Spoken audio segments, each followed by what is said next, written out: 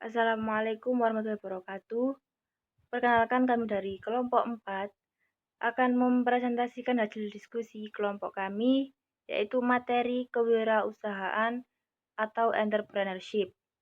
Dengan anggota kelompok 4 yang terdiri dari 1. Zainal Bulfitria dengan NIM D74219038 dan saya sendiri Nur Izatul Kharisma dengan NIM D04219009. Kewirausahaan adalah kelompok mata kuliah berkehidupan masyarakat dalam mengaplikasikan ilmu teknologi komputer atau aplikasi sains. Kata kewirausahaan berasal dari kata wira dan usaha. Menurut KBBI, wira artinya pejuang, berani, dan berwatak agung, berbudi luhur. Sedangkan usaha adalah bekerja, berbuat amal, berbuat sesuatu. Dalam buku Manajemen Kewirausahaan 2020 karya Kurnia Dewi dan teman-teman, definisi kewirausahaan adalah sikap atau kemampuan untuk menciptakan hal baru dan memiliki nilai serta manfaat untuk diri sendiri maupun orang lain. Apa standar kompetensi mata kuliah kewirausahaan? Di sini mahasiswa dididik agar memiliki jiwa kewirausahaan. Tanpa mempunyai jiwa tersebut, maka bisnis yang dirintis kemungkinan akan berhenti begitu saja di tengah jalan. Sebab orang tersebut tidak memiliki rasa percaya diri untuk bisa mengatasi berbagai masalah dalam menjalankan bisnis. Dilansir dari buku Kewirausahaan dan UMKM 2020 karya Puji Astuti dan kawan-kawan. Seseorang dapat dikatakan memiliki jiwa wirausaha apabila orang tersebut mempunyai ciri-ciri sebagai berikut, yaitu yang pertama, memiliki keberanian dan daya kreasi yang tinggi, yaitu pebisnis sukses adalah seseorang yang memiliki keberanian yang tinggi untuk berkreasi. Orang yang memiliki keberanian untuk memulai sesuatu akan menghadapi resiko dengan bijaksana. 2. Mempunyai semangat tinggi dan kemauan keras. Dalam membangun bisnis harus diikuti dengan semangat tinggi dan kemauan keras. Tujuannya yaitu untuk menumbuhkan rasa percaya diri bahwa apa yang akan dikerjakan pasti membawa hasil. Kemudian yang ketiga, memiliki daya analisa yang baik. Seorang wirausaha harus memiliki daya analisis terhadap apa yang akan atau apa yang sedang dikerjakan. Misalnya dalam menghitung laba rugi, nilai jual barang atau jasa, serta kemampuan menganalisis pasar. 4. Berjiwa pemimpin dan tidak konsumtif. Seorang pebisnis harus memiliki jiwa kepemimpinan, baik untuk dirinya sendiri maupun karyawannya. Selain itu juga tidak memiliki sifat konsumtif, karena pengeluaran harus lebih kecil daripada pemasukan. Kemudian membuat keputusan dan melaksanakannya. Mampu membuat keputusan dengan cepat dan tepat untuk menghasilkan sesuatu. Seorang pebisnis memiliki perhitungan dalam setiap mengambil keputusan dan harus disepakati oleh timnya. Dan yang terakhir, memiliki pengabdian yang besar untuk usahanya. Seorang pebisnis harus mengabdikan dirinya terhadap pekerjaannya, dapat memilih dan memilih kepentingan mana yang harus didahulukan ataupun ditunda untuk keberhasilan usahanya. Kemudian tujuan umum mata kuliah. Yang pertama, mahasiswa berpikir kritis, kreatif, sistemik, ilmiah, berwawasan luas, dan memiliki etos kerja. 2. Mahasiswa memiliki semangat berwirausaha dan jiwa bisnis. 3. Mahasiswa memiliki kesadaran akan pentingnya ilmu pengetahuan untuk memulai dan mengembangkan bisnis. 4. Mahasiswa memiliki kesadaran untuk merubah budaya mencari kerja menjadi budaya menciptakan kerja dan menciptakan lapangan kerja. Selama ini mahasiswa atau seorang sarjana, setelah mereka lulus kuliah, mereka hanya berpacu pada hal yang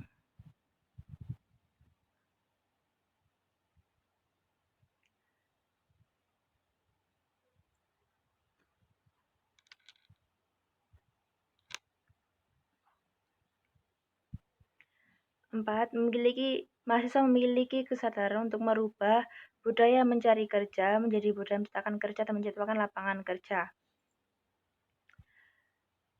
Sejauh ini, seorang mahasiswa atau sarjana, ketika mereka sudah selesai menempuh pendidikan, mereka akan mencari kerja ke sana kemari. Mereka hanya berpikir bahwa mereka akan menjadi pegawai negeri. Mereka akan bekerja pada suatu eh, perusahaan atau pada suatu lembaga, sehingga pemikiran tersebut itu akan diturunkan secara turun-temurun dari dulu dan tidak membuka pemikiran baru, yaitu bahwa mereka itu bisa mendirikan suatu usaha dan membuat lapangan kerja bagi orang-orang yang belum memiliki kerja tentunya. Dengan pemikiran tersebut, maka selain menguntungkan dirinya sendiri, mereka akan memiliki sebuah pengalaman baru dan memiliki pemikiran baru.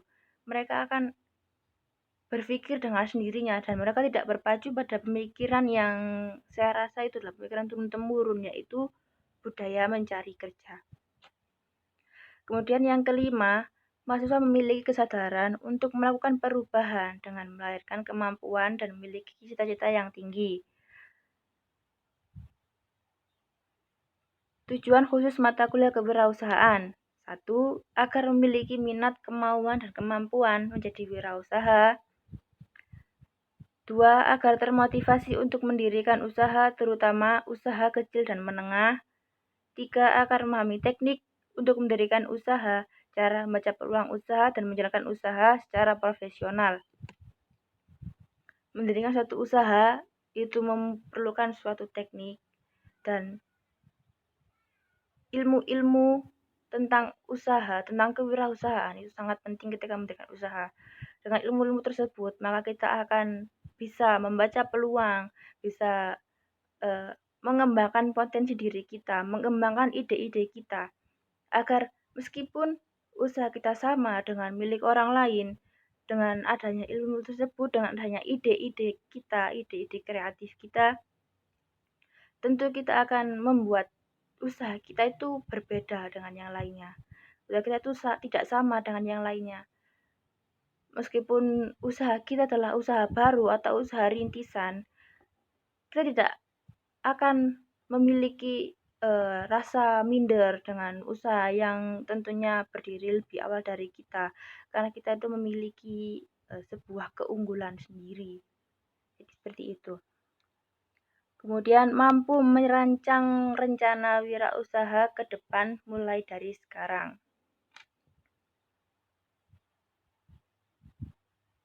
Kompetensi dasar dari mata kuliah kewirausahaan. 1. Menjadi ilmuwan dan profesional yang berpikir kritis, kreatif, inovatif, sistemik, dan ilmiah. Pemikiran tersebut, terutama pemikiran adalah pemikiran yang harus kita miliki. Berpikir kritis saja tidak cukup. Berpikir kritis sendiri yaitu kita mampu menilai, kita mampu membaca kelebihan dan kekurangan dari usaha kita. Kita mampu menghitung laba rugi seperti yang dijelaskan tadi. Kita juga harus memiliki pemikiran yang kreatif dan inovatif. Karena dengan tersebut usaha kita itu ya seperti yang saya jelaskan tadi. Kok ngono sih?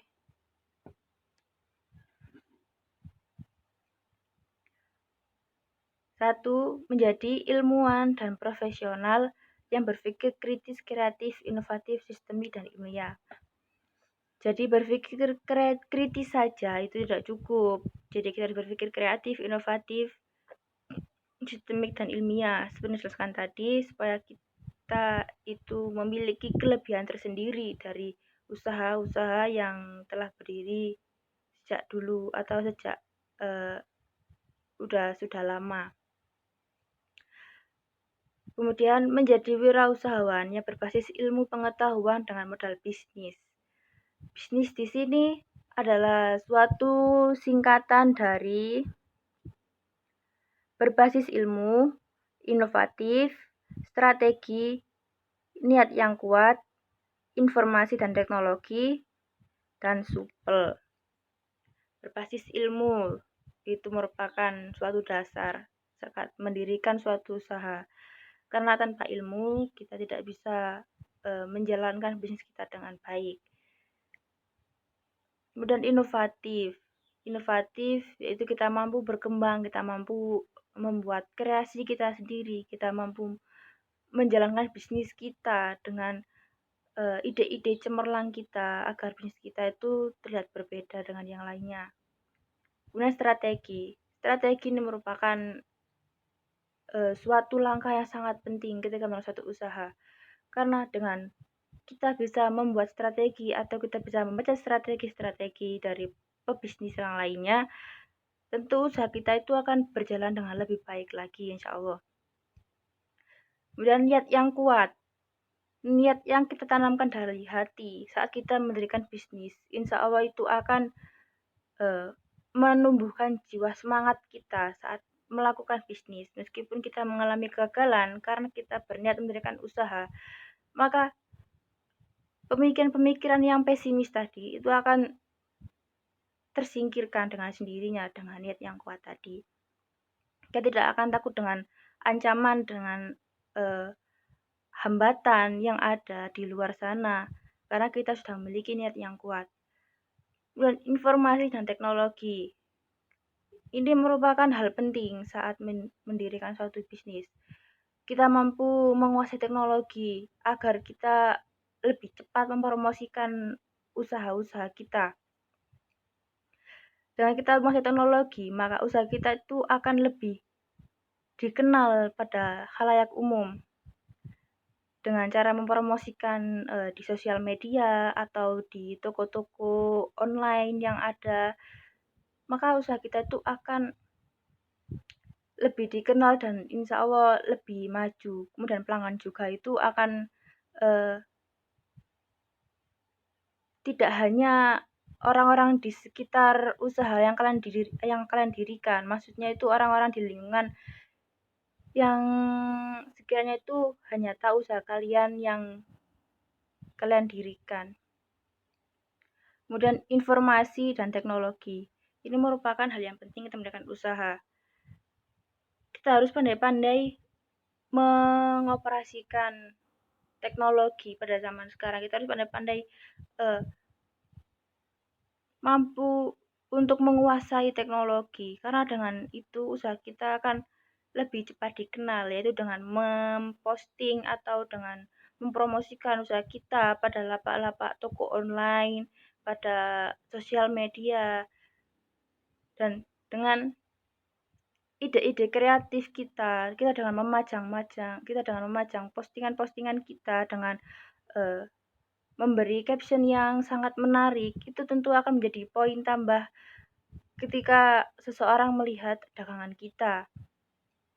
Informasi yang kalian jelaskan pada dagangan kalian, pada usaha kalian, itu akan menjadi sorotan utama ketika kalian memposting suatu usaha kalian tersebut.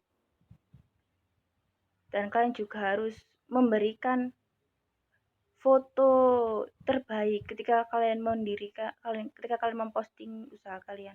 Kok berbelit-belit sih? Informasi dan teknologi.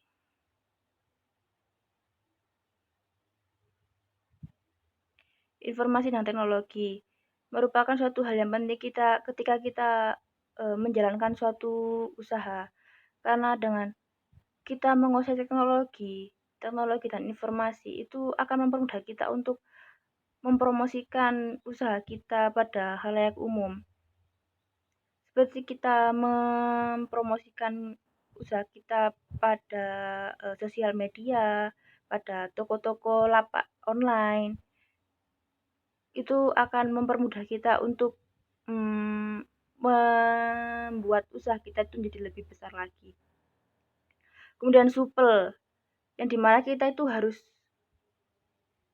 berperilaku baik terhadap sesama, berbuat baik, kita harus percaya diri dan tidak boleh bersikap pesimis. Kita harus memberikan pelayanan yang sangat maksimal mungkin kepada pelanggan kita, kepada pembeli kita.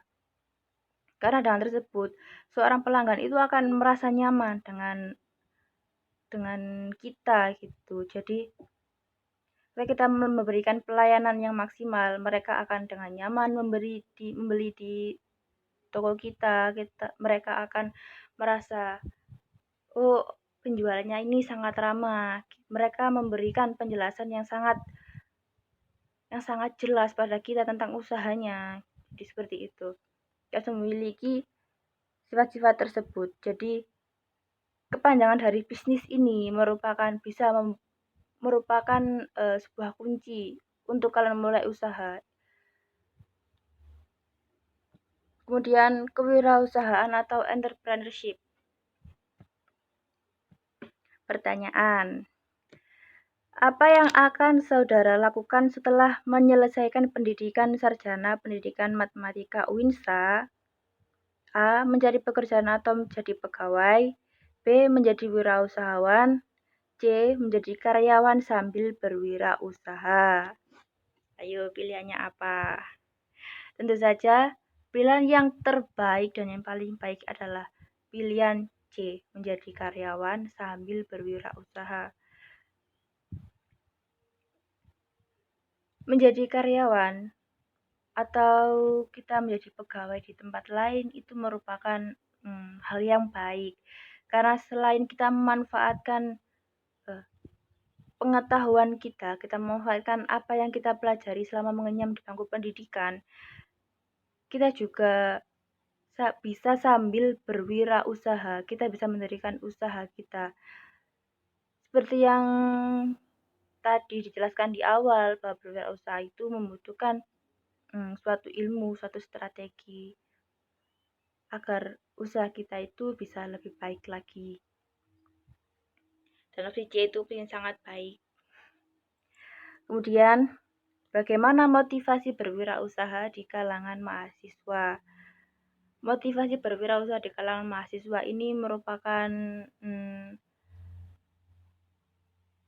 hal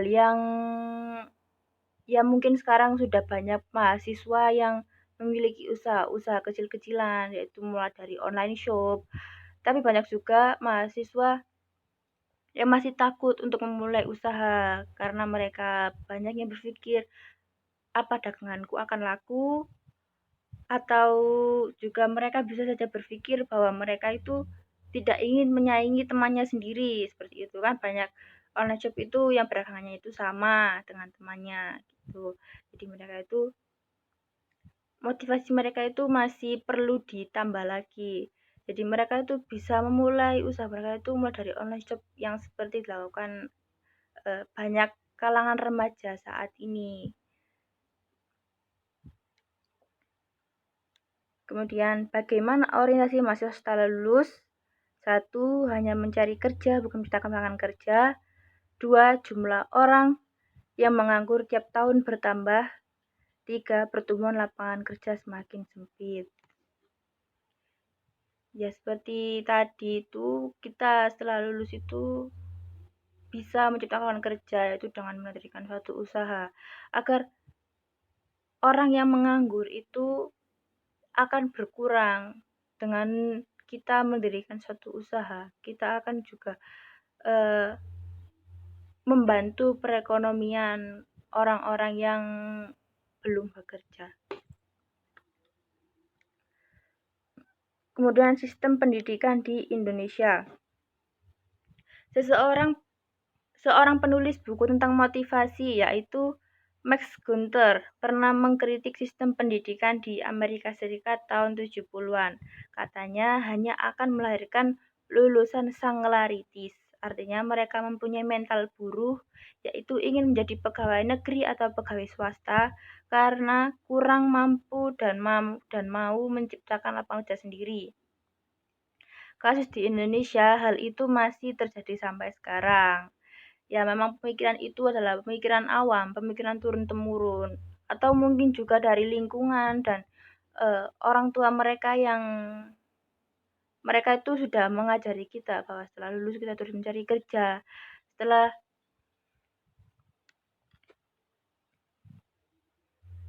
Mungkin orang tua juga itu berpikir seperti itu, bahwa seorang anak setelah lulus harus mencari kerja yang sesuai dengan bidangnya. Ya, meskipun sesuai bidangnya, mereka itu sudah dilatih, sudah tertanamkan di pikiran anak mereka. Mereka sudah tanamkan bahwa mereka harus mencari kerja, bukan mendirikan kerja. Jadi